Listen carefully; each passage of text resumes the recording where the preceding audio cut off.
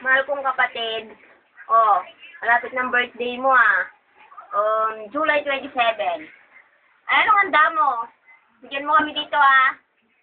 Paghahanda ka na lang namin ng kahit ano. Kasi sa Raisa ako kumakain ng tinapay o di na pinapakain.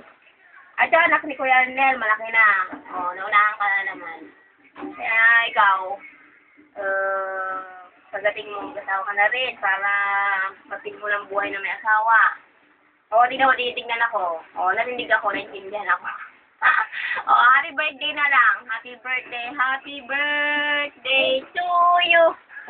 Happy birthday to you. Happy birthday. Happy birthday. Happy birthday to you.